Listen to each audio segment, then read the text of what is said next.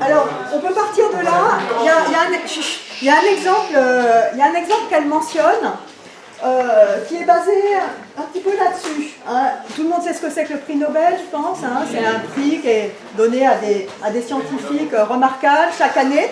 Et si, je crois que Fanny donnait cet exemple-là. Si on regarde le bilan des prix Nobel, bon, en 2021, on a une femme qui reçoit le prix Nobel pour 12 hommes. Hein, donc ça fait une femme pour 12. C'est pas beaucoup, hein, un 12e de femmes, on peut dire. Et avec ce commentaire de l'Académie du prix Nobel qui affirme « Nous ne ferons pas de quotas hein, », sous-entendu, on ne va pas favoriser les femmes si elles sont un petit peu moins bonnes hein, pour arriver à la parité, dans l'esprit hein, très biaisé de ces académiciens du prix Nobel. Et puis si on regarde sur une durée un petit peu plus longue, hein, depuis 1901, est-ce qu'on a un résultat très très différent de 2021 ? 59 femmes pour 885 hommes imprimés, donc depuis un peu plus d'un siècle. Et si on fait le ratio, bah, ça fait 1 sur 15. Donc oui, un progrès, on passe de une femme sur 15 à une femme sur 12, mais bon, qui n'est pas quand même notoire, hein, notable. Et voilà, et puis surtout, on est très très loin de la parité.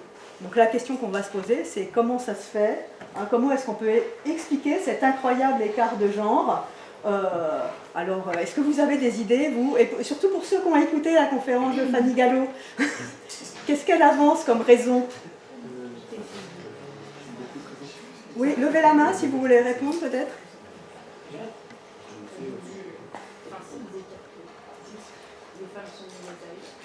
Dis à moi. Les femmes sont mises à l'écart. Les femmes sont mises à l'écart. Alors je suis contente de ne pas entendre que c'est parce qu'elles ne sont pas bonnes en sciences. Hein. Effectivement, oui. Les progrès des femmes ils sont attribués aux hommes, à des hommes. Et du coup, elles ne sont pas reconnues. Exactement. Est-ce que quelqu'un sait comment ça s'appelle ce phénomène? Il y a une sociologue qui a donné un nom, une historienne des sciences plutôt, qui a donné un nom à ce mécanisme. Hein, qui invisibilise les femmes scientifiques. C'est-à-dire que si elles contribuent dans les laboratoires de recherche, si elles ont des idées de nouveaux projets, si elles développent des choses, ben, au final, ce n'est pas leur nom qui va être gardé, c'est plutôt le nom d'un homme. L'effet Matilda, très bien, l'effet Matilda, tout à fait. Donc qui a été, c'est le nom hein, de ce mécanisme qui produit de l'éviction, de l'invisibilisation des femmes et qui fait qu'on arrive à ce type de résultat, une femme pour 12 hommes au niveau du prix Nobel, donc c'est vraiment au plus haut niveau. Donc si on veut essayer de comprendre, c'est difficile de comprendre comment ça marche si on regarde d'en haut.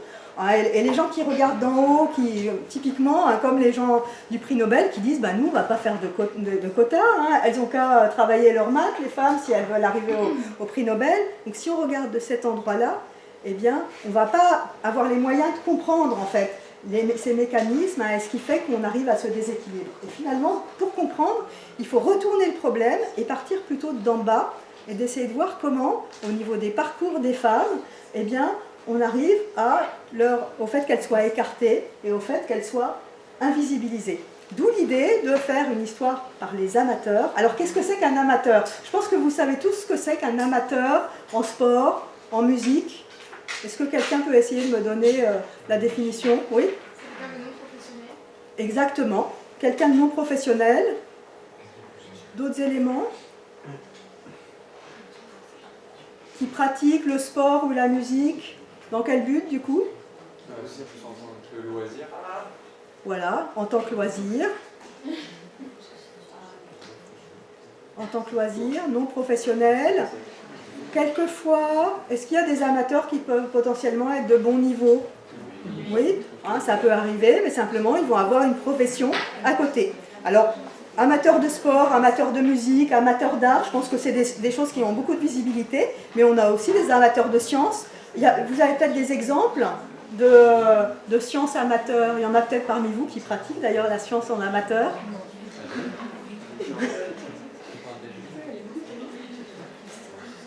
Personne? Alors il y a une discipline qui est quand même très pratiquée en amateur, c'est l'astronomie.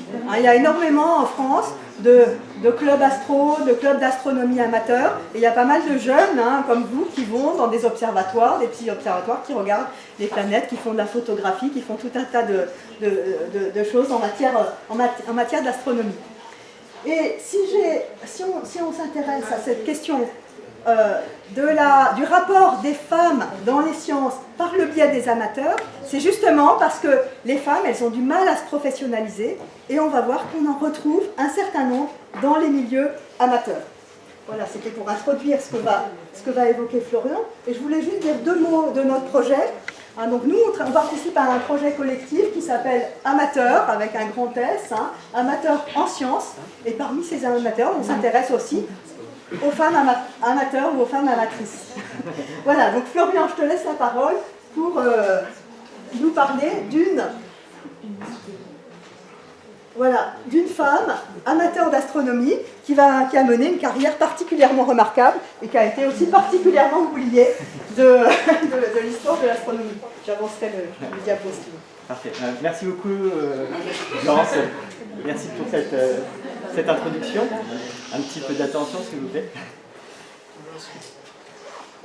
Et merci pour cette invitation. Alors, donc aujourd'hui, je vais vous parler effectivement d'une grande amatrice d'astronomie qui a été complètement oubliée, mais avant de vraiment rentrer dans le vif du sujet, de vous faire un peu cette conférence, j'aimerais vous présenter quelques documents et réfléchir un peu avec vous sur des documents, un peu pour reproduire comment en fait, nous on travaille, les historiens et historiennes des sciences, et même des historiens et historiennes en général en fait, on travaille à partir de documents historiques, et voir comment cette question des femmes de science, comment on s'y retrouve confronté à partir de nos sources, c'est-à-dire nos documents de travail. Alors là vous avez une photographie, je vais vous demander, si vous voulez bien, de la commenter un petit peu, s'il y a des volontaires, de me dire qu'est-ce que vous voyez sur cette photo. Il n'y a pas un oui, n'ayez pas peur, hein. Ça peut être des choses très simples. Ouais. Les hommes, ils sont plutôt en haut. Oui, alors on a des hommes qui sont plutôt en haut. Oui. Effectivement, donc on est dans un lieu qui devrait pouvoir accueillir du public, parce qu'on voit, j'imagine c'est les chaises vides qui donnent cette information. Qu'est-ce qu'on peut dire d'autre sur cette photo ?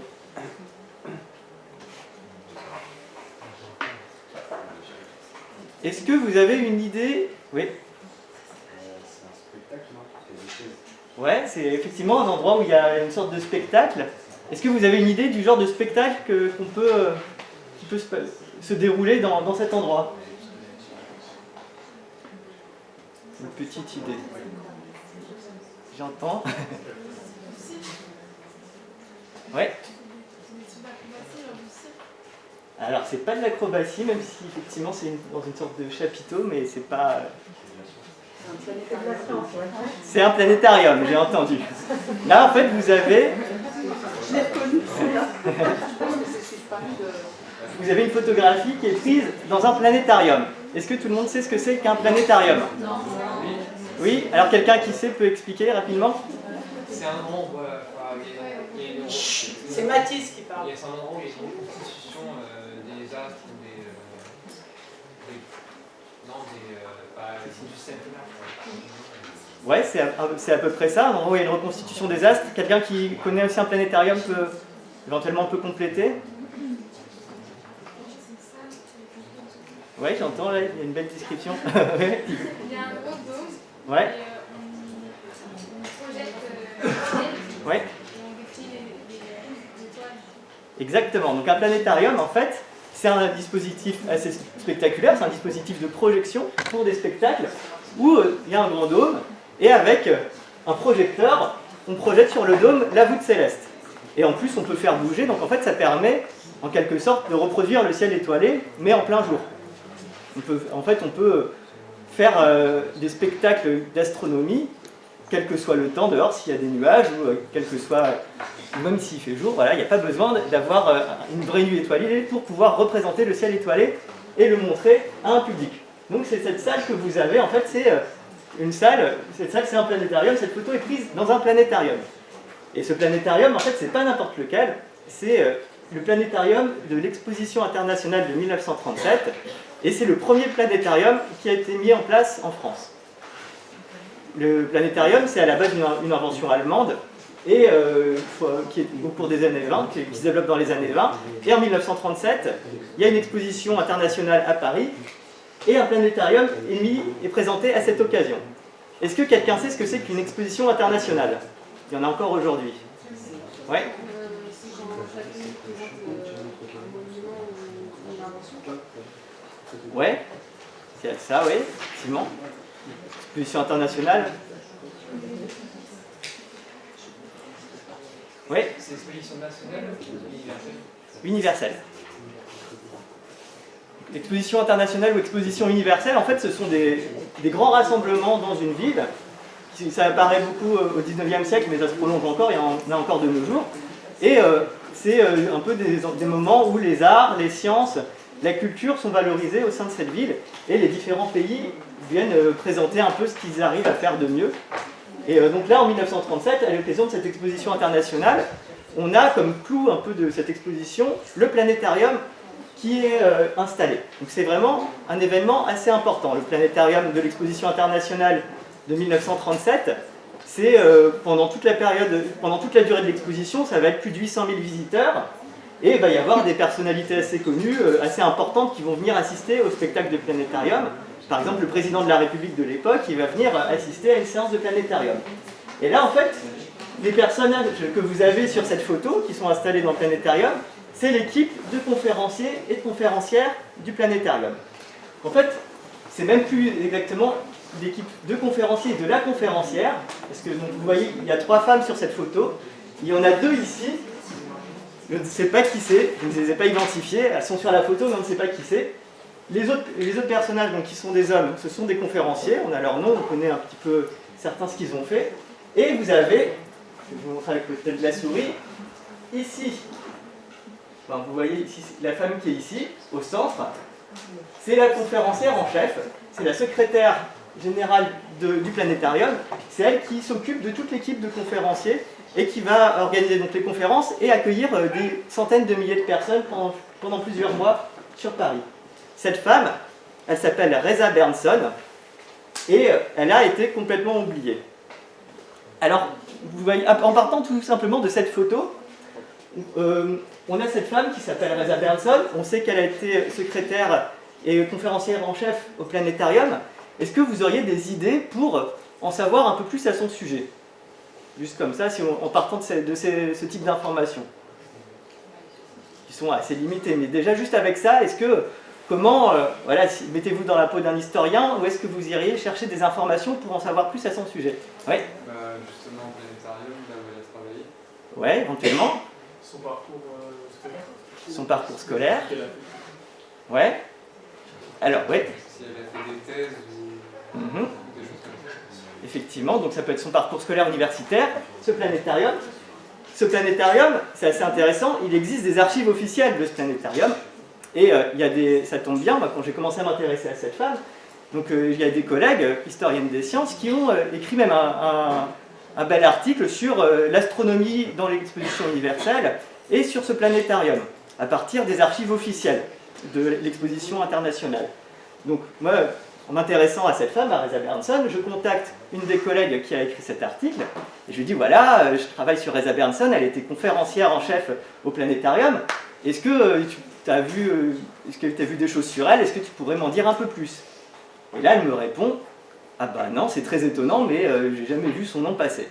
Donc dans les archives officielles du planétarium, alors c'est des choses assez importantes, peut-être qu'elle n'a pas non plus tout dépouillé, mais en tout cas, en écrivant un article sur le planétarium et sur l'astronomie dans l'exposition internationale, on ne tombe pas de manière évidente sur cette personne qui était pourtant conférencière en chef. Alors, maintenant, quand on sait donc, le parcours scolaire, on y reviendra un petit peu plus tard, mais continuons à creuser. Qu'est-ce qu'on pourrait, de quelle autre manière on pourrait avoir des informations? Oui. Sur ses associés. Ses associés, effectivement. Dans cette petite bande de conférenciers, on en a 2. On a 2 bonhommes. Je ne vais pas vous faire l'histoire de tous, mais il y en a 2 qui sont devenus par la suite astronomes professionnels. des brillants astrophysiciens qui ont fait de très belles carrières, notamment aux États-Unis. On en a un qui s'appelle Armand Delsem et l'autre qui s'appelle Gérard de Vaucouleurs.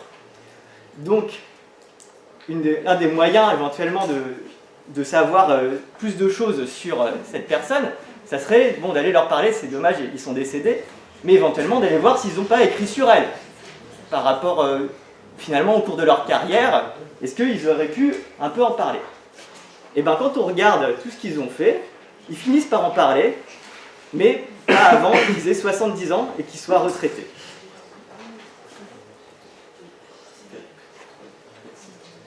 Voilà, donc on a Armand Delsem qui en 1989, il va s'exprimer à propos de Reza Berndsen et il va expliquer la médaille commémorative de la SAF. Donc la SAF, c'est la Société astronomique de France, c'est la principale association d'amateurs d'astronomie en France. A été accordée pour 1937 à l'équipe du Planétarium de Paris et 7 médailles de bronze ont été gravées au nom de notre secrétaire général et des 6 conférenciers. C'est la première des médailles reçues au cours de ma vie et je l'ai toujours précieusement conservée. Donc on voit quand même ce bonhomme, ça a été assez marquant pour lui cette rencontre avec Reza Berndsen. Ce moment où il a été conférencier, ça a été un événement fondateur de sa carrière. Ça, c'est le premier astronome professionnel qui parle d'elle. Encore une fois, on retient la date seulement en 1989. Avant, il ne dit rien dessus. Et le deuxième, Gérard de Vaucouleurs. Lui, c'est en 1990, dans un ouvrage d'histoire de l'astronomie qui va s'intéresser notamment à la cosmologie. L'auteur de l'ouvrage va interviewer différents astronomes. Et là, on a Gérard de Vaucouleurs qui s'exprime, j'ai mis en anglais, en original et en français la traduction. Je suis devenu conférencier au Planétarium de Paris en 1937. Je faisais partie d'une petite équipe d'étudiants et d'astronomes amateurs dirigée par Reza Berndsen. Elle était secrétaire de l'Association astronomique du Nord, c'est-à-dire du nord de la France. Elle était juive et elle a été déportée et tuée par les Allemands pendant la guerre. Nous avions un bon groupe d'astronomes amateurs enthousiastes. Qu'est-ce que ça vous évoque? Des réactions? Ouais. Si elle a été oubliée, c'est parce qu'elle était juive. Oui, ça peut être en partie ça, effectivement. En tout cas, il y a cette information qui est importante, ouais. Quoi d'autre?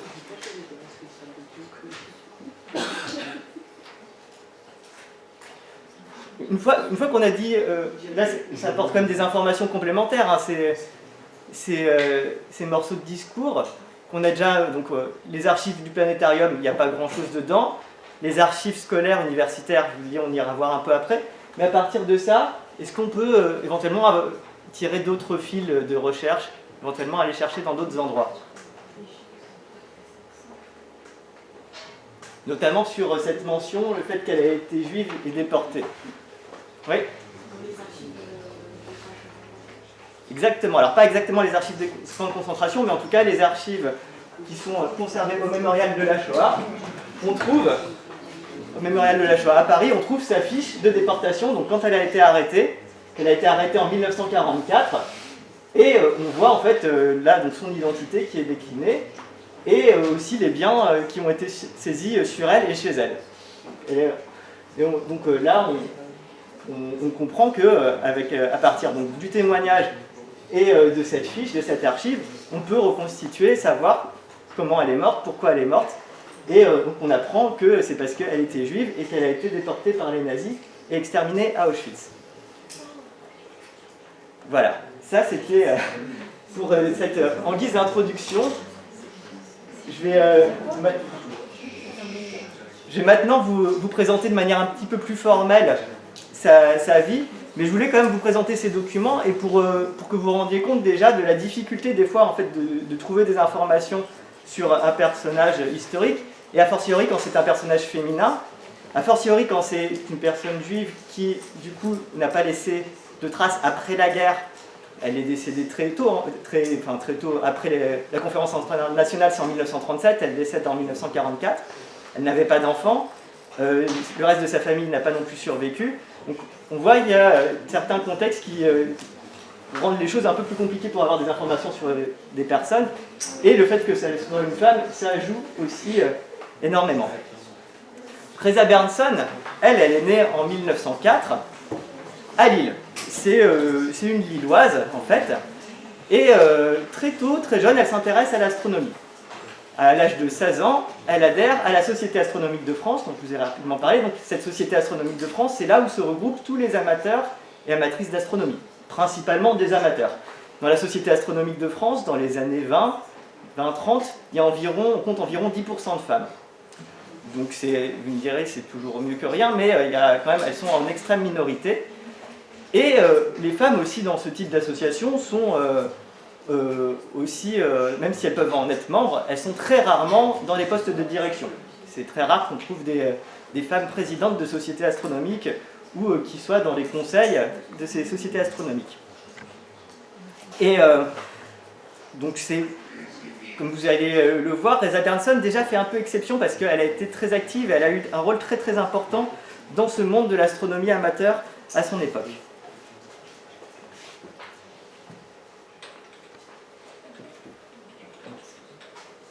Donc voici rapidement le plan de mon intervention. Donc premièrement, c'était une amatrice d'astronomie et une éducatrice. Pourquoi ça ne passe plus si on peut changer? Ouais, parce que ça passe plus d'un coup. Ouais, alors, Reza Bernson, donc, dans sa jeunesse lilloise, c'est une femme qui est pleine d'engagement. Elle est notamment engagée dans la vie étudiante locale au sein de l'Union nationale des étudiants de France. C'est une organisation que vous aurez sûrement l'occasion de découvrir l'an prochain si vous allez à l'université. Et plus tard, elle est aussi active au sein de la Confédération des travailleurs intellectuels. Donc, la Confédération des travailleurs intellectuels, c'est un syndicat. Tout ça pour dire que c'est quelqu'un qui est engagé, qui est habitué à prendre la parole, qui s'implique dans la vie sociale et locale. Et surtout, c'est une amatrice d'astronomie de haut niveau. Son principal engagement, finalement, en fait, c'est l'astronomie. Donc elle est, comme je vous l'ai dit, membre de la Société astronomique de France. Et en 1923, elle a l'initiative de la fondation de l'Association astronomique du Nord. L'Association astronomique du Nord, c'est un peu le grand club d'astronomie de l'île et de la région du Nord. Et c'est elle qui le crée. Et elle en devient secrétaire générale. Et surtout, elle devient très très active, elle va donner des conférences, elle va tout faire pour que l'astronomie, sa passion, se développe dans ce cadre. En parallèle de tout ça, elle fait aussi des études. Elle fait des études de sciences, elle obtient une licence de sciences, et elle finit même par obtenir un diplôme d'astronomie. Elle obtient un diplôme d'astronomie approfondie. Donc là, quand vous parliez de ces archives scolaires, effectivement, quand on va chercher dans les dossiers de l'université de Lille, on retrouve ces diplômes. Et on comprend que si elle faisait ses études, c'était dans l'espoir de devenir astronome professionnel. Si on fait des études d'astronomie, c'est pour pouvoir avoir un poste ensuite dans un observatoire. Chose qu'elle n'aura jamais, qui n'est... Alors aujourd'hui, en 2022, il y a 23% de femmes dans les observatoires en France, en poste, 23% de femmes qui sont en poste dans les observatoires. À l'époque, il n'y avait qu'une seule femme qui était en poste dans un observatoire en France. Donc c'était encore plus dur à l'époque. Et Reza Bernson aurait peut-être pu être la deuxième, mais elle n'a pas réussi. Il faudra attendre après, un peu plus tard, pour qu'il y ait un peu plus de femmes. Donc, c'est à partir du moment où elle n'arrive pas à avoir de poste en astronomie, en tant qu'astronome, elle continue à développer son activité en tant qu'amatrice, mais pas seulement en tant qu'amatrice, j'y reviendrai un petit peu plus tard, la suivante, et surtout, elle s'engage dans la vulgarisation scientifique et dans ce qu'on peut appeler l'astronomie populaire, en fait, donc l'idée d'aller diffuser la science auprès d'élèves, d'étudiants, auprès même du tout à chacun. Elle va donner notamment des conférences dans des écoles, dans les lycées, et elle va faire des choses qui sont très innovantes pour l'époque. Par exemple, elle va aller donner des conférences d'astronomie auprès de personnes aveugles. Aujourd'hui, on dirait que c'est inclusif, mais pour l'époque, c'est tout à fait nouveau. En fait, les gens, au départ, sont assez sceptiques et se disent pourquoi aller parler d'étoiles à des gens qui ne les verront jamais.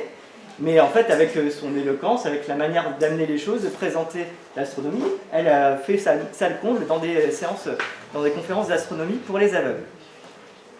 Elle va aussi... Ouais, alors, dans la suite de cette première image, donc en termes de diffusion de l'astronomie, le planétarium est bien sûr une de ses œuvres majeures, mais elle va aussi beaucoup s'impliquer dans des mouvements de jeunesse, notamment les éclaireurs et les éclaireuses de France. Je ne sais pas si vous connaissez ce mouvement, peut-être certains en font partie. Les éclaireurs de France, c'est un peu comme les scouts, mais version laïque. Donc il y a des mouvements religieux, mais elle va aller dans des groupes de jeunes pour faire de l'astronomie.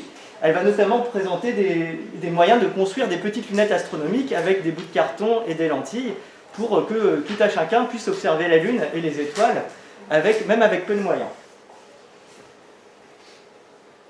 Voilà, elle va même proposer des types d'activités. Par exemple, quand il y a une éclipse de Lune, elle va proposer à différents groupes de jeunes d'observer l'éclipse et ensuite de mettre en commun les comptes rendus d'observation.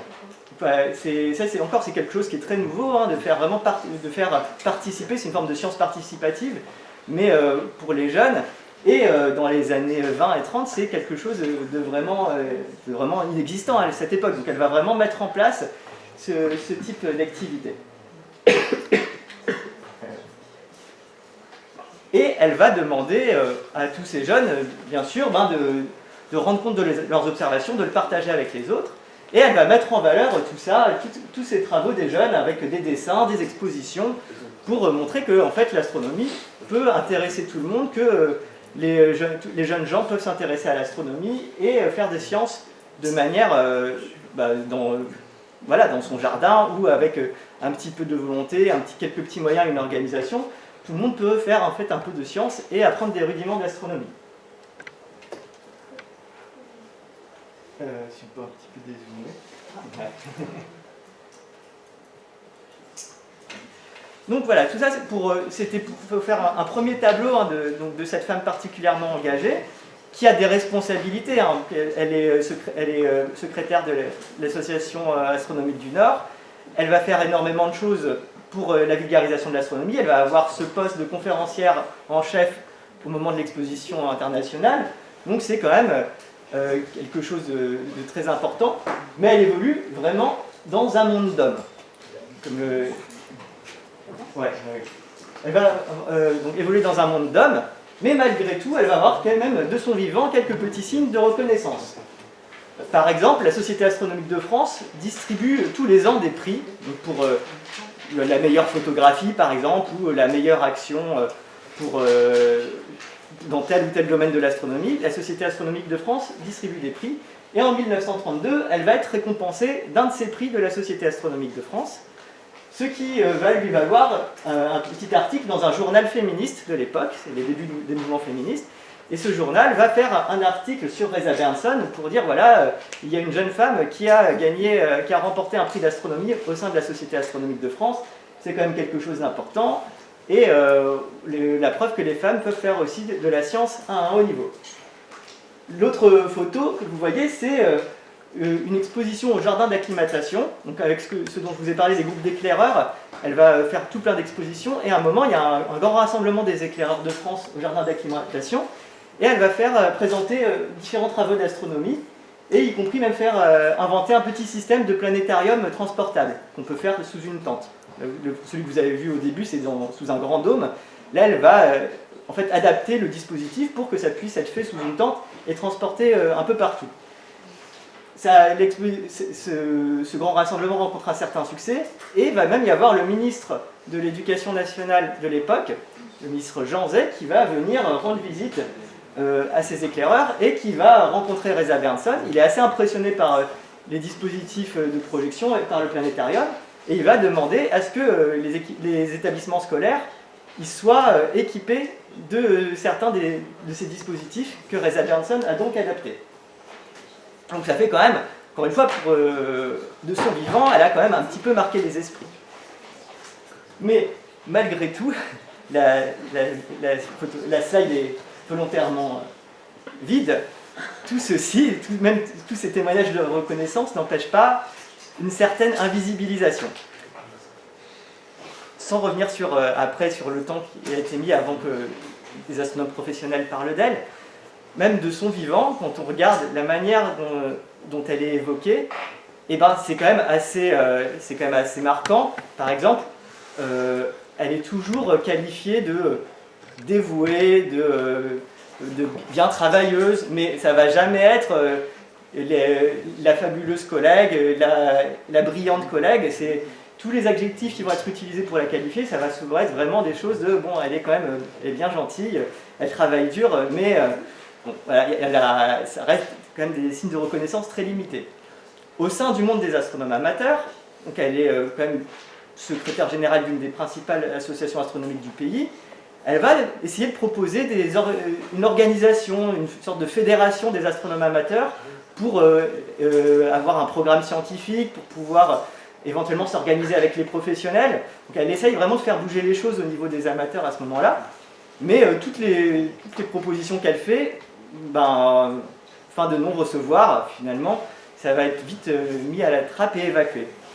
Donc on se retrouve quand même avec, malgré tout son activisme, et surtout, quand même, elle a des diplômes d'astronomie, et elle n'obtient jamais de poste, alors qu'elle fait quand même énormément de choses dans ce domaine, et qu'elle a aussi des compétences. Elle a des compétences d'observation, elle sait manipuler des instruments, mais tout ça n'empêche qu'elle reste connue, relativement quand même considérée, elle est traitée avec respect, mais sans plus.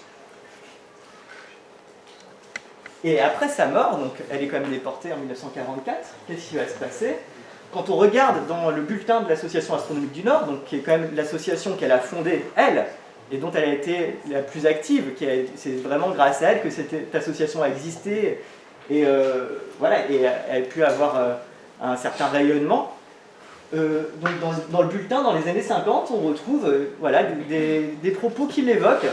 Par exemple, un certain Charles Fehrenbach, qui est devenu directeur de l'Observatoire de Marseille, il va dire « J'ai été amené à l'astronomie par l'enthousiasme que m'inspira une conférence de Mademoiselle Bernson du temps où je préparais mon baccalauréat de mathématiques à Strasbourg. » Donc voilà, encore un autre travail. Ça fait 3 astronomes professionnels quand même, dont un directeur d'observatoire et 2 autres qui ont fait des brillantes carrières aux États-Unis, qui en fait ont été amenés à l'astronomie par elle, mais qui se contentent de l'évoquer rapidement sans plus.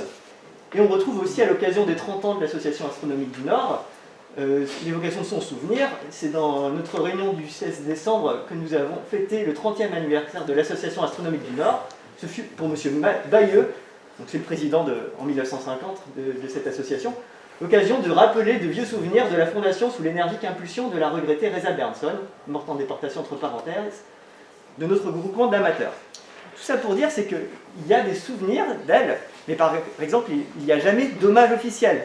Il n'y a jamais, on pourrait imaginer par exemple un dossier spécial dans le bulletin de l'association qui lui serait consacré, qui reviendrait sur sa mémoire, ou un moment à l'occasion des 30 ans qui serait un peu consacré à son souvenir. Et non, les gens parlent d'elle, mais sans réelle en fait, reconnaissance de tout ce qu'elle a pu apporter, de son niveau d'investissement. Alors qu'il y en a pour les hommes. Alors que j'allais y venir notamment au sein des associations astronomiques. Par exemple, quand il y a un membre fondateur aussi important ou un ancien président qui quitte l'association, par exemple, quand il quitte l'association, on va souvent lui attribuer le titre de président d'honneur. Là, quand elle quitte l'association en 1937 pour se consacrer à ses activités pédagogiques, jamais on lui accorde un titre de présidente d'honneur ou quoi que ce soit. Souvent, pareil, quand il y a des membres importants d'une société astronomique qui décèdent, eh ben, ça va être des pages et des pages, une importante nécrologie dans les journaux pour expliquer qu'est-ce qu'ils ont pu faire, tout ce qu'ils ont pu apporter pour cette association. Là, on ne retrouve rien du tout. Et on ne retrouve rien du tout dans le bulletin de l'Association astronomique du Nord jusqu'à la fin de l'existence de cette association. L'association existe jusque dans les années 60-70, on ne trouve rien. La Société astronomique de France aussi, où elle a été très active, on retrouve la Société astronomique de France, elle a un bulletin, elle a un journal qui s'appelle l'Astronomie, qui existe encore aujourd'hui. Dans les archives de ce bulletin de la Société astronomique de France, on ne trouve pas de mention de Reza Bernson avant 2015. Jusqu'en 2015, il n'y a pas eu un seul article, une seule chose sur elle, alors qu'elle a été si active dans la vulgarisation de l'astronomie, qui est une des missions principales de la Société astronomique de France. Donc, voilà, ensuite je vais terminer quand même sur une note un peu plus positive, mais c'était pour vous donner quand même...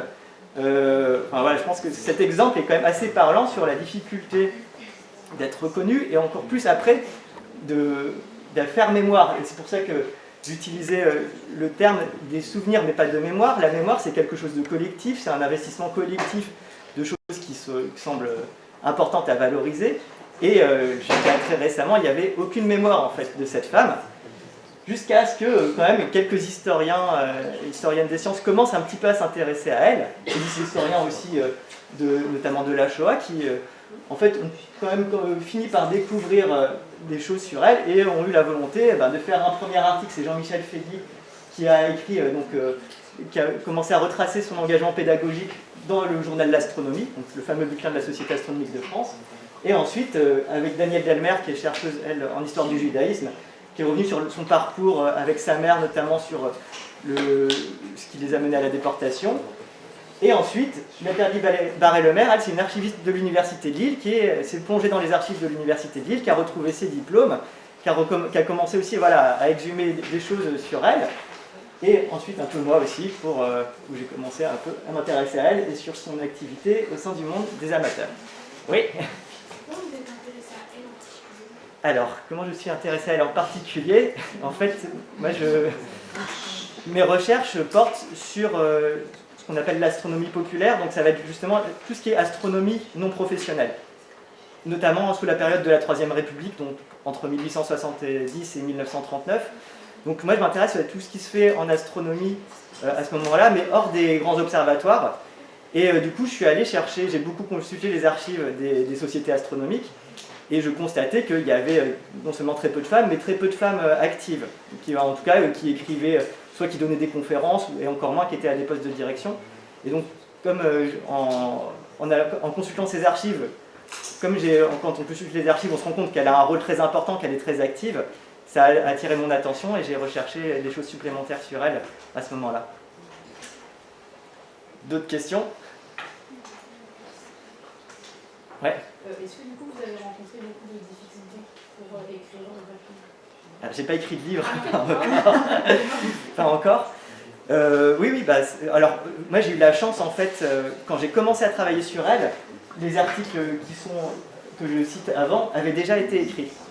Donc, ou étaient en train d'être écrits, donc j'étais en contact en fait avec les personnes qui travaillaient sur cette personne et qui avaient donc en fait la recherche, encore une fois c'est quelque chose de collectif. J'avais cette chance-là de ne pas être le tout premier à travailler sur elle, donc ça m'a économisé beaucoup de temps. Et après moi j'ai pu me concentrer sur certains aspects particuliers qui n'avaient pas encore été étudiés, notamment sur quoi j'ai travaillé, c'est son souvenir auprès d'astrophysiciens professionnels, et le fait qu'ils en parlent très tard ou alors très brièvement, et que pour moi c'est quand même quelque chose d'assez parlant, que ces astrophysiciens professionnels, ils font leur carrière, on ne peut pas dire uniquement grâce à elle, mais c'est quand même quelque chose, c'était un élément déclencheur dans leur vie, et c'est seulement à la toute fin de leur vie qu'ils en parlent en 3 lignes, parce qu'on leur pose la question, parce que sinon, qu'il n'y ait pas eu en fait, de volonté mémorielle avant, c'est quelque chose d'assez frappant et il me semble important à souligner. Ouais. C'est quoi le but en fait d'un astronome? Un astronome? Oui. C'est d'étudier l'univers, en fait, de comprendre comment fonctionne l'univers, donc tout ce qui va être l'étude des planètes, des galaxies, de manière plus générale, c'est de répondre aux questions de l'univers, on pourrait dire. Mais l'astronome, c'est vraiment celui qui va, par le biais d'observations d'astres, donc les étoiles, les planètes, la Lune aussi, faire de la science à partir de ça, en fait.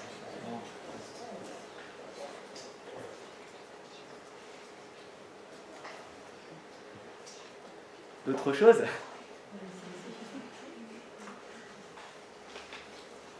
Moi, j'ai peut-être une question à poser au groupe par rapport à ce que j'ai dit tout à l'heure en introduction sur l'effet Mathilda. Est-ce que là, on peut essayer de pointer tous les moments dans la carrière de Reisa Bernson, tous les moments où elle est un petit peu écartée, déviée, voilà, par rapport à la carrière qu'aurait pu avoir un homme? Est-ce que vous pouvez me dire les étapes, parce que c'est vraiment un processus en fait. Quand elle a fondé l'association astronomique du Nord, si ça avait été un homme qui l'avait créé, il aurait une visibilité beaucoup plus importante, puisque là ils l'ont relayé dans un seul journal. Oui, alors c'est pas exactement le relais, c'est quand elle a un prix, mais oui, mais même effectivement pour ça, quand elle crée l'association astronomique du Nord, c'est pas effectivement. Ouais. Le refus quand elle fait la demande pour travailler dans un observatoire. Ouais. Professionnelle. Professionnelle, ouais. Voilà, déjà, elle n'accède pas à l'astronomie professionnelle. Ouais. Alors qu'elle a tous les diplômes, encore une fois. Ouais. Je sais pas. Les projets des astronomes physiciens qui font, jamais ils vont l'appeler pour faire quelque chose en collaboration. Ouais, exactement, ça effectivement c'est quelque chose, je n'en ai parlé que très rapidement, mais ça, ce projet d'organisation des astronomes amateurs qui est finalement complètement enterré, c'est quand même quelque chose, ça fait beaucoup de discussions, hein, c'est quelque chose qui dans le monde des astronomes amateurs pose beaucoup de questions et ces projets d'organisation sont complètement évacués, effectivement. Ouais. Après sa mort, donc, par des souvenirs, il n'y a pas eu de mémoire. Ouais, effectivement, et après sa mort, où elle est seulement brièvement évoquée sans rendre compte de toute l'activité qu'elle a pu faire.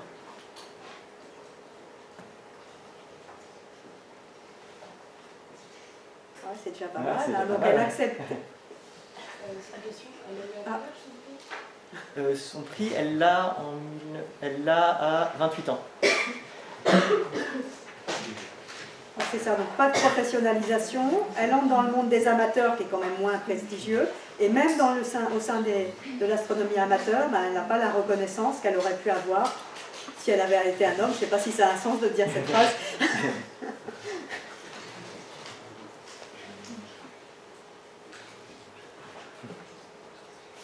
D'autres questions peut-être? Réactions? Votre ressenti? Ouais. je trouve que c'est dommage d'effacer des grandes parties de l'histoire de l'astronomie juste parce que c'est des femmes qui ont contribué. Et ça. Ouais, c'est dommage. Oui, c'est dommage, effectivement, d'une certaine manière, où en fait on loupe une partie de l'histoire de l'astronomie, hein, c'est intéressant pas. Oui. Le problème, c'est que c'est présent en astronomie, mais c'est présent dans tous les domaines. Historique, même aujourd'hui dans les manuels historiques, on a très peu de femmes, donc forcément ça ne fait pas la mémoire. Oui. Oui. Mais aujourd'hui, là par exemple, le 8 mars, la journée de la femme, on a eu un truc de la gendarmerie nationale pour nous rappeler quels hommes ont permis aux femmes d'avoir plus de droits. Rien n'aurait été possible. Ouais.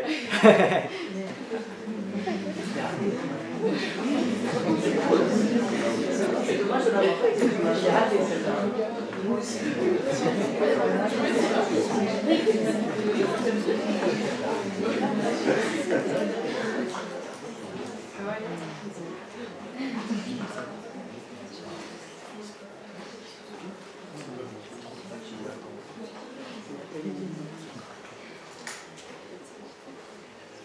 Je peux poser une question un peu annexe, un peu dans un peu sur la tangente, sur l'histoire genrée, sur depuis quand est-ce que en fait cette interrogation sur les femmes de science par exemple, depuis quand est-ce que les historiens et les historiennes se posent cette question-là?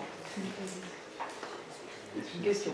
Vas-y si tu veux, mais moi, je dirais que ça a commencé aux États-Unis un peu avant la France. J'ai l'impression qu'en France, c'est quand même quelque chose de. Ça a déjà pas plus de 15 ans, non, c'est quelque chose d'à peu près ça. Ça fait une quinzaine d'années en fait qu'en France, il commence à y avoir un intérêt pour l'histoire du genre en général et beaucoup l'histoire des genres en sciences. Ouais. C'est que même en sciences, j'ai l'impression qu'en histoire des sciences, on est même encore un peu en retard sur les historiens plus généraux et je pense, ouais, ça fait 10-15 ans maximum. oui, c'est ça. En histoire générale, c'est depuis les années 70 en fait. Hein, et en fait, l'histoire des femmes, l'histoire du genre, elle s'est développée en même temps que les mouvements féministes post-68, avec des liens très forts en fait entre l'engagement politique d'une part, et quelquefois c'était les mêmes personnes, et puis on pourrait dire l'engagement savant, hein, c'est-à-dire des travaux vraiment académiques qui ont essayé de comprendre ce qui se passait, comment, voilà, pourquoi de telles différences, comment se construisait ce qu'on appelle hein, la construction sociale des sexes hein, et des rôles sociaux, voilà, la construction sexuée des rôles sociaux. Voilà, donc ça c'est vraiment depuis les années 70 et c'est devenu maintenant très très massif en histoire et même aujourd'hui les historiens, les historiennes qui font de l'histoire politique ou de l'histoire culturelle, ils introduisent tous les questionnements de genre dans leur pratique professionnelle. Et dans l'histoire des sciences, c'est plus récent, tu as raison Florian, peut-être parce que justement c'est très masculin, parce qu'il y a une idée aussi de toute une historiographie très classique qui font de l'histoire des sciences une succession de grands savants, de grands génies qui auraient tout inventé, comme ça, Newton, Einstein, et qui sont presque toujours des hommes. Hein, et lorsqu'aujourd'hui, il y a une histoire des sciences beaucoup plus indexée, beaucoup plus, qui réfléchit beaucoup plus aux mécanismes sociaux en fait des productions scientifiques. Et on se rend compte que la science, c'est pas un homme seul, qui a un gros cerveau et qui va produire des savoirs, c'est beaucoup plus collectif, hein, c'est beaucoup plus des processus. Et lorsqu'on s'intéresse au collectif qui produit des inventions, des découvertes, on s'aperçoit qu'il y a plein de femmes en fait, mais que ces femmes, elles ont été effacées par l'histoire, hein, par des mécanismes tels que ce qu'on vient de voir là, parce qu'elles n'accèdent pas au plus haut poste. Hein, donc dans leur carrière, elles n'arrivent pas à la visibilité, et puis le peu de visibilité qu'elles acquièrent, c'est effacé par l'histoire. Hein, donc à la fin, on arrive à des chiffres, hein, comme ceux que je vous ai montrés pour le prix Nobel. Et si vous regardez dans vos manuels d'histoire, si vous faites la liste des femmes savantes qui apparaissent, pourtant il y a beaucoup d'efforts hein, pour en mettre dans les manuels, pour rendre compte de la réalité des choses, mais malgré tout, ça reste très masculin. Et il y a un fort attachement à ces grands savants et à cette vision très fausse, hein, finalement, de l'histoire des sciences, où c'est la marche du progrès et des grands hommes qui inventent des choses. Et ça ne correspond pas à la réalité de ce que les historiens des sciences mettent au jour aujourd'hui. Il y a aussi des petits, hein, juste un petit mot, on a parlé de l'effet Matilda, hein, donc très important, l'effet Matilda, et il y a aussi l'effet Matthew. Hein, au départ, il y avait eu l'effet Matthew. Alors qui c'est Matthew? Matthew, c'est le petit doctorant qui fait des inventions et puis dont le nom aussi disparaît parce que c'est seulement le nom du grand professeur qui va signer finalement la découverte. Voilà. Oui, cet effet Matthew, il continue dans le domaine universitaire de façon très très claire. Hein. Les doctorants sont encore bien souvent obligés de choisir entre le fait d'avoir leur nom quelque part et le fait d'être reconnu par ailleurs. Enfin, c'est quand même une situation, il y a une vraie spoliation intellectuelle par ce que j'appellerais encore les mandarins. Sur la question de l'histoire genrée, alors tu as dit les années 70 en relation avec le mouvement féministe post-68, en relation avec beaucoup d'historiennes, d'historiens qui ont publié à ce moment-là. Et je trouve que c'est assez intéressant de constater que cette histoire, alors si l'histoire des sciences est en retard sur ce plan, l'histoire scolaire est fondamentalement en retard aussi. Il y a, s'il vous plaît, il n'y a aucune place donnée à l'histoire des femmes dans les programmes. Alors, il n'y a pas une grande place donnée à l'histoire des sciences. En tant qu'histoire des sciences, on est plus sur des questions d'utilisation des sciences aujourd'hui que de l'histoire des sciences. Il est évident qu'on ne peut pas tout enseigner en histoire dans les programmes scolaires. L'histoire universelle, c'est trop vaste. De là à ce que, par exemple, en AGGSP, histoire, géographie, géopolitique, sciences politiques, que vous suivez, la question des femmes n'apparaisse que dans une sous-rubrique du dernier thème de l'accès à la connaissance, où se pose effectivement la question de l'accès à la connaissance des femmes. C'est vraiment très très très étroit par rapport à ce qu'on pourrait voir dans d'autres domaines. Je fais le temps du passage des élèves parce que là ça va devenir insupportable. Et je suis phobique du bruit. Et je le signale à tous ceux qui ne me connaissent pas, je ne supporte pas le murmure constant. Alors peut-être en collège, il y a un petit peu plus de place dans les programmes, et de fait en lycée, en tronc commun, c'est pas... On essaye un petit peu quand même, enfin, c'est tout nouveau, mais l'enseignement scientifique de première et terminale essaie quand même de justement montrer que les sciences ont une histoire et que la science c'est quelque chose qui est partagé, contrairement qui est partagé, qui est validé par des pairs, donc on n'est pas tout seul. On peut être tout seul quand on mène une recherche, mais on le verra. Et de toute façon, il faut qu'on le partage avec des pairs pour pouvoir construire du savoir. Et donc cette construction demande à être nombreux. Enfin, il y a une reconnaissance. Ça, c'est super important. Je pense qu'on essaye aussi de montrer. Vous l'avez vu, qu'on hérite de la connaissance de ceux qui étaient là avant. Donc on essaye de se mettre dans une généalogie. Et que donc la connaissance, que le savoir se construit et qui ne tombe pas du ciel. Et que donc du coup pour l'astronomie, je rebondis, c'est quand même une science qui est très très ancienne. Et on parle, quand on parle de grec, enfin, j'imagine de Pythagore, d'Ératosthène, de tous ces gens-là, ils étaient scientifiques, ils étaient philosophes, ils étaient mathématiciens, ils faisaient tout.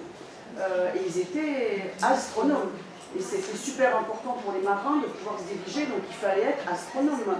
Sur les bateaux, il fallait avoir un minimum de connaissances en astronomie, etc. Donc tout est lié, et donc on a bien un héritage. Et donc moi ma question c'est, est-ce qu'en astronomie, il y a des gens, enfin des femmes de ce temps-là que l'on connaît, parce qu'on peut citer quand même, on arrive à les déterrer progressivement, Curie, Adalès, qui était à l'origine de l'ordinateur, on n'en parle pas, Franklin à l'origine de l'ADN, etc.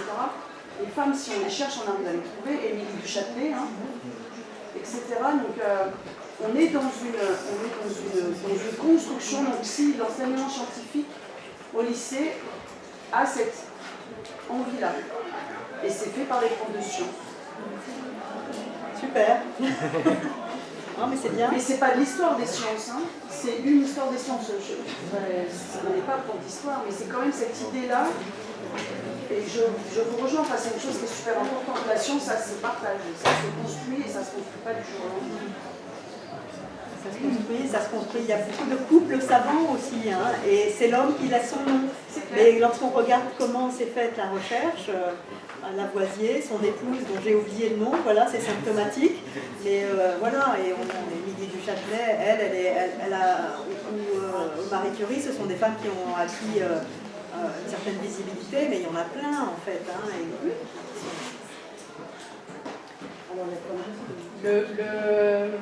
La vidéo de la conférence de Fanny Gallo que vous avez en ligne, et que évidemment tous mes élèves ont regardé, Oui,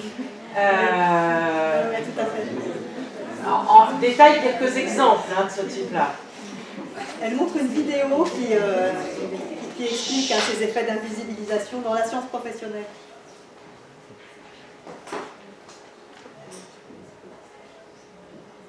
Autre remarque, autre question, autre volonté de parler, autre envie de parler. Vous avez l'air d'avoir envie de parler parce que vous n'arrêtez pas. Alors, est-ce qu'il y en a qui font histoire, sciences politiques et maths, ou histoire, sciences politiques et physique? Voilà, très bien, bravo. Bravo à elle et eux. Parce que ça continue dans les choix, c'est aussi pour ça qu'on veut sensibiliser. C'est très très fort les dimensions de genre. Alors ça c'est une vraie interrogation qui se pose, je ne sais pas si vous suivez les infos, et en particulier les infos concernant l'éducation nationale, mais depuis la réforme du bac, l'orientation genrée des élèves s'est accentuée, c'est-à-dire qu'il y a encore plus un sexe ratio masculin, largement masculin, qui fait maths, physique, SVT, par rapport à ce qu'était la série S auparavant. La proportion des hommes est encore plus forte. Comme qui plus est, les maths disparaissent du cursus général, à l'exception des spécialités. Ça a quand même conduit à s'interroger sur...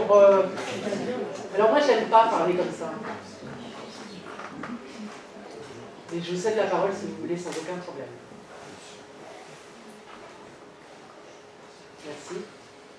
ça a quand même conduit un certain nombre de gens à s'interroger sur les femmes et les maths, ce qui conduit aujourd'hui le gouvernement à reculer sur la question des maths et à affirmer dès maintenant, alors dans la précipitation, c'est pas rare, on va dire, en toute objectivité, sans pratique particulière, à dire que l'an prochain, il y aura 1h30 de maths par semaine pour tous les élèves de première. C'est vrai que c'est compliqué pour nous parce que on a des élèves de seconde qui sont projetés sans maths pour l'an prochain. Et ça va être complexe. Mais ça va être déjà arrêté. En première puis en terminale. Mais pas les dernières. Elle veut savoir si jamais elle aura des maths en terminale l'année prochaine. Mais l'année prochaine, tu ne seras plus au lycée. L'année prochaine, je suis sûre que tu ne seras plus au lycée. Il n'y a pas de... Je l'en suis sûre. J'en suis sûre. Bon. Tu iras voir des gens comme ça. Tu iras apprendre des choses à la source du savoir.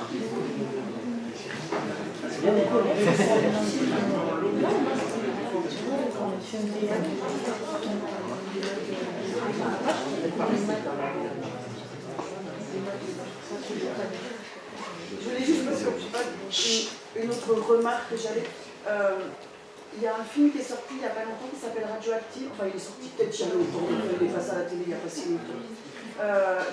Qui parle de. C'est un biopic de Marie Curie, donc c'est très hollywoodien, mais n'empêche que c'est toujours intéressant parce qu'on ne trouve rien et ça. Bon, c'est toujours. Moi, ce qui m'a marqué, c'est qu'en fait, bon, je suis assez contente de voir, puisque je suis féministe, je suis assez contente de voir qu'il y a une femme, voilà, dont on parle, enfin, Marie Curie. Ce qui me gêne toujours, c'est qu'elle a un sale caractère, dans un sens où elle a beaucoup de caractère. Je ne vais pas dire sale caractère, elle a beaucoup de caractère, comme si, en fait, si jamais elle n'avait pas eu ce sale caractère, eh bien, ou ce caractère très très fort, qui était finalement obligatoire, elle n'aurait jamais fait tout ce qu'elle a réussi à faire. Elle a dû être toute seule, même si jamais elle a rencontré Pierre, qui a été un homme, et elle a eu une chance folle, tel que c'est marqué dans le film, il a sûrement une folle. Mais voilà, c'était très très romancé. Mais elle avait, voilà, c'était une femme qui était super forte, et on a l'impression que si jamais on est normal, parce que moi je me sens plutôt normale, j'ai un sale caractère, mais je me sens quand même normale. Enfin, pas autant qu'elle, quoi. J'aurais pas fait tous ces sacrifices, entre guillemets. Et c'est ça, moi, qui m'ennuie, c'est que pour qu'aujourd'hui on ait des femmes qui réussissent, il faut qu'elles sacrifient énormément de choses. Et cette femme-là dont vous avez parlé, mine de rien, elle n'était pas mariée, peut-être qu'elle n'avait pas rencontré non plus, mais je veux dire, ou qu'elle a... Bon, on n'en parle pas, n'empêche qu'on se rend compte que ce sont des femmes qui sont carrément dévouées à qu'une chose, alors que les hommes de la même époque, ils ont une femme à la maison avec des enfants qui s'occupent, et ils ont leur vie professionnelle, une vie sociale, une vie familiale, alors que les femmes qui réussissent, dont on parle, elles n'avaient que ça finalement, et c'était la seule façon de réussir. Celles qui deviennent épouses, c'est exactement. éclipsé, mais en fait. Ça veut dire aussi quelque part que si jamais, voilà, on n'arrive toujours pas, et je crois que c'est là aussi qu'il y a le problème, une femme, dès qu'elle épouse, de toute façon, elle ne peut être que ça, puisque tant qu'elle ne l'est pas, de toute façon, comme elle va le devenir, voilà. Alors qu'un homme qui va devenir un époux, ça ne va pas poser de problème.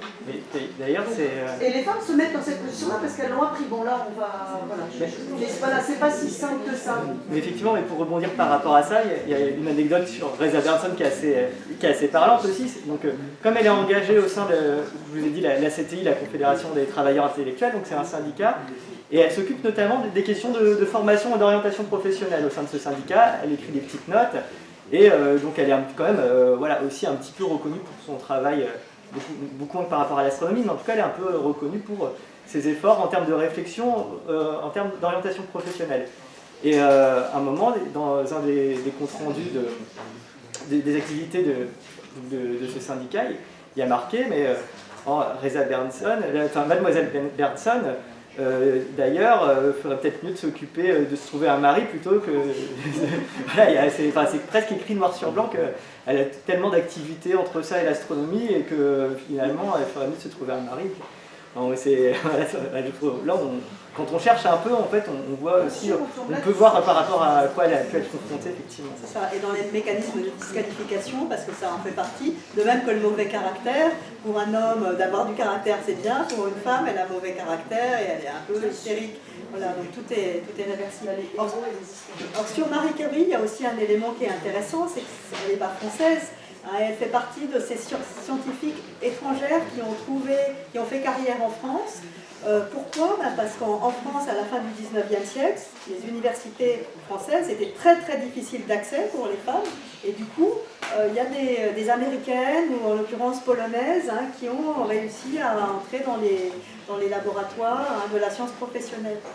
Et elle est emblématique. Il y a, en astronomie, il y a Dorothea Klumpke aussi, qui est épouse de Gérine, aussi un grand savant, c'est un petit peu le même genre de modèle. Et alors qu'en France, pour les Françaises, c'est beaucoup plus barré parce qu'elles ne peuvent pas passer leur bac. Les lycées pour les filles ne donnent pas accès au bac de manière ordinaire avant 1924. Pour vous, ça vous paraît très vieux, mais à l'échelle de l'histoire, 1924, c'est vraiment très récent. Et du coup, elles ne peuvent pas entrer dans les universités pour faire des études ou très très très difficilement. Polytechnique, ça date de quand, la première femme? Je ne sais pas, tu sais, toi, Florian? C'est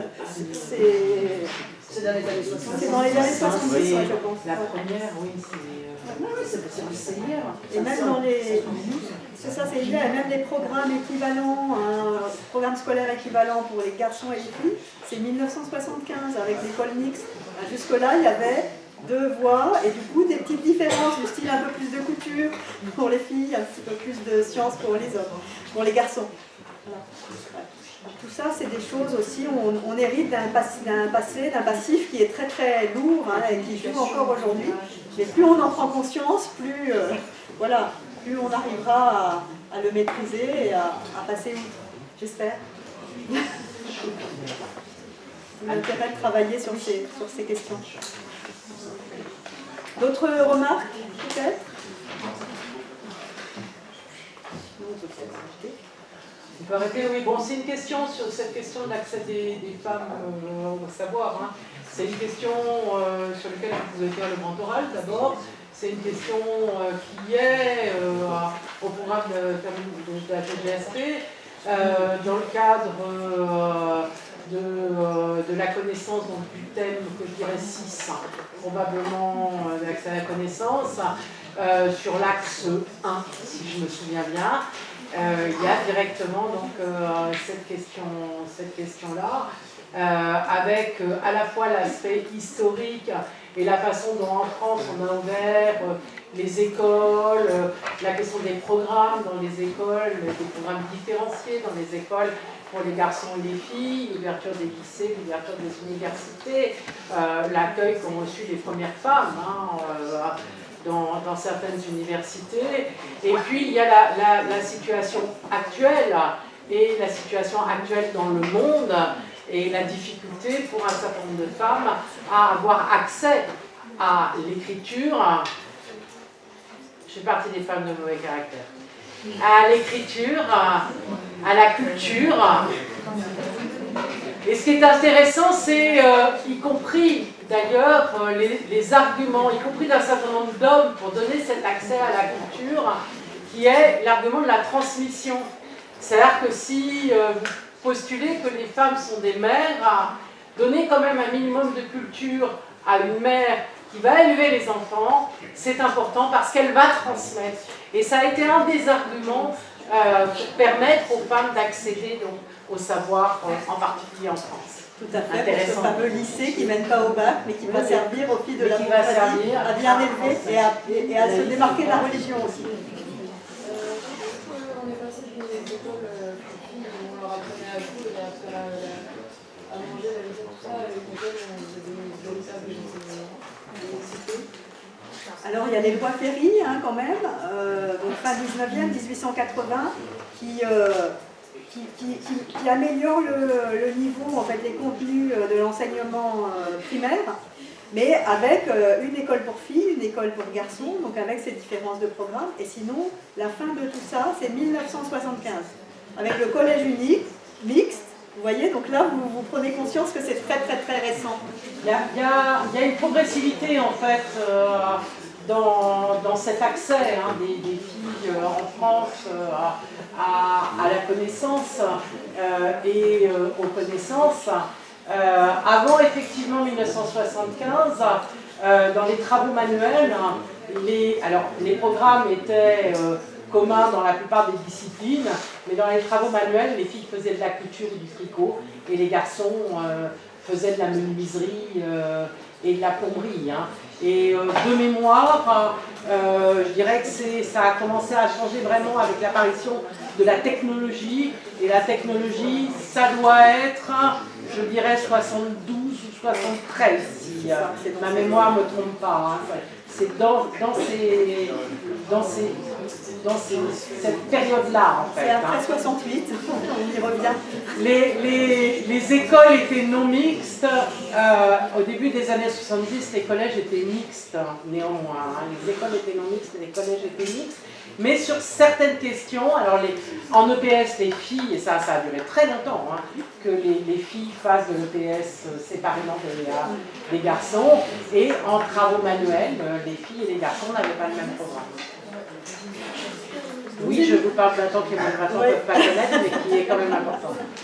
Je vous ai mis une référence, on a parlé de l'effet Mathilda, je crois que c'est bon, il est passé là. Et la chercheuse qui a divulgué cet effet Mathilda, c'est elle, Margaret Rossiter, qui est une historienne, socio-historienne et historienne des sciences américaine. Son livre, il est en anglais, Woman Scientist in America, mais je vous ai mis aussi un lien vers, alors je ne sais pas si vous pourrez le récupérer, vers un de ces articles qui est traduit en français, et ça vous pourrez y avoir accès. Éventuellement, je vous enverrai le PDF peut-être via votre enseignante, si ça intéresse certains d'entre vous. Ça, voilà. Margaret Rossiter, dans les années 90. Voilà. On va s'arrêter là, on va vous remercier beaucoup de votre venue.